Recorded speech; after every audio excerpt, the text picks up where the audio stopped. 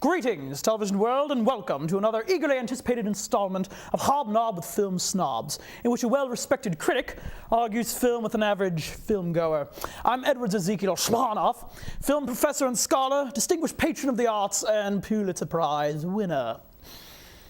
And I'm Larry Bill, employee of the month at Starbucks. Oh, don't worry, Larry. Not laughing at your profession, I'm laughing with it. I met Larry at his work, where I gave his coffee pinkies up. Now he has a chance to prove if he knows anything about film. Well, actually, Mr. Edwards, a lot of my friends consider me a resident expert on film and such. Well, we shall see. Now, today's show is all about summer movie sequels, and there are a whole slew of them. So, Larry, read the teleprompter. Yeah, if you could allow it to catch up for one moment. Thank you.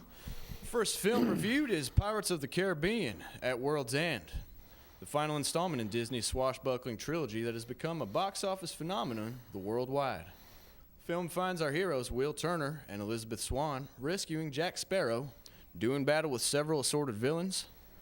They eventually must call upon the pirate lords from the four corners of the world to engage in a final battle in which good will attempt to triumph over evil.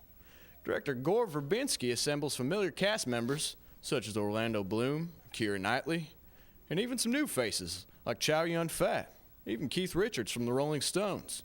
Plus, Johnny Depp has never been funnier in my opinion.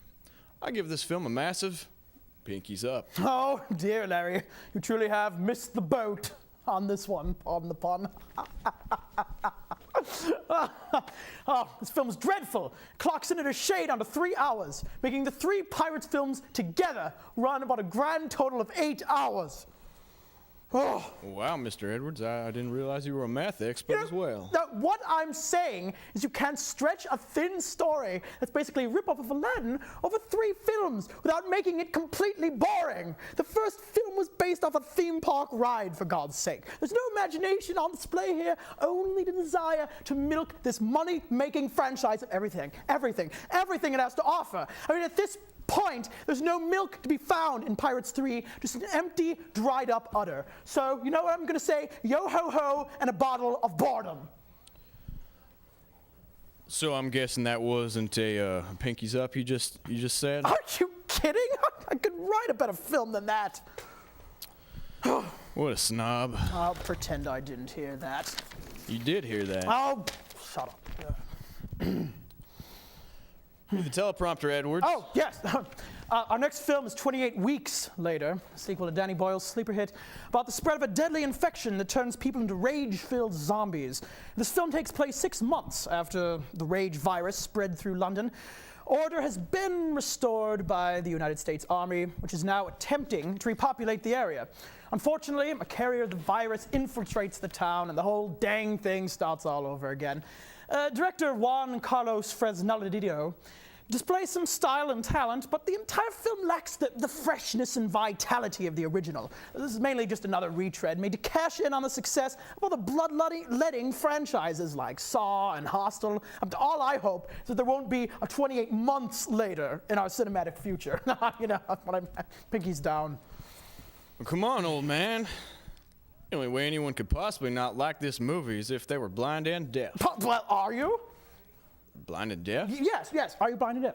Seriously. No, Can I see a doctor's note? Perfectly able to hear and see. Oh, I have to check. Well, tell me why you love the movie. Well, the movie was out of this world.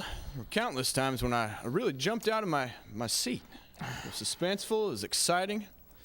Plus, its star, Rose Byrne, is one hot babe. Pinkies, all the way up on that. I think you have a perverted pinky.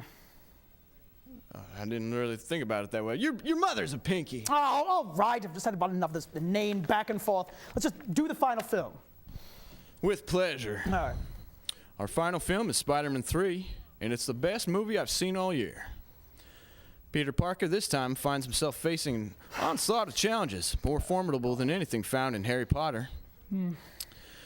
There's a new goblin, there's a Sandman, man made of sand, and then there's Venom. Plus he's got a tangle with his girlfriend MJ, plus Topher Grace. Everything's been amplified in this film. The inner darkness. It's a slam-bang action with a fabulous cast. Great special effects. Another great directing job by the highly underrated Sam Raimi. Giving this one an eternity of turned up pinky. It sucked. Pinky's down. What do you mean, pinky's down? This is Spider-Man 3. I don't do kids' movies. They're a waste of time. This is Spider-Man 3 we're talking about here. There are tons of families out there who will have a great time at this movie.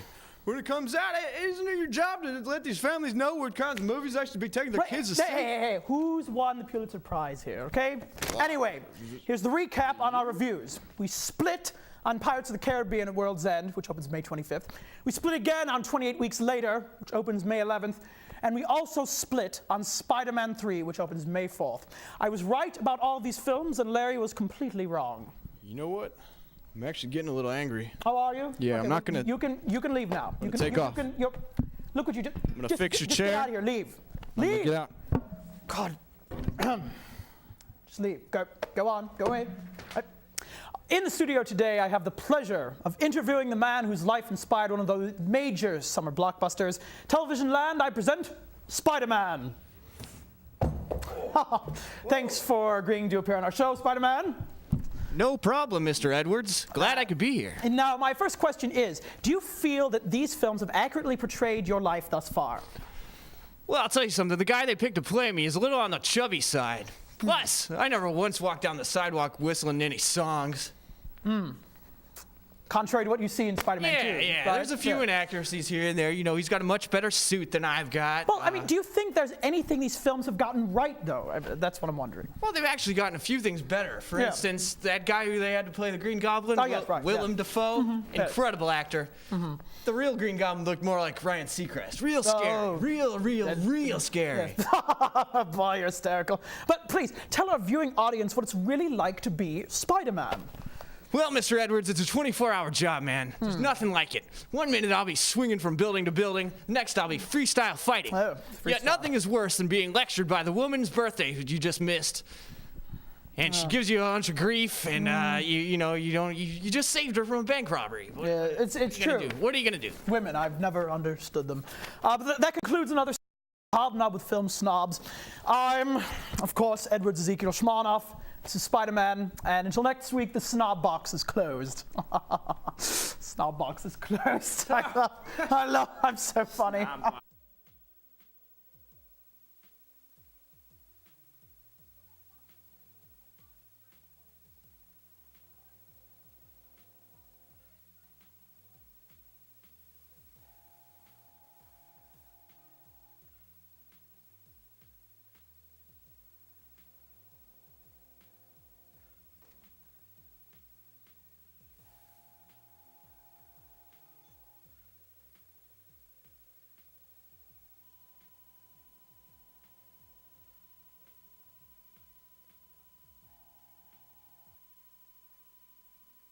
Kathy died real suddenly from a brain aneurysm.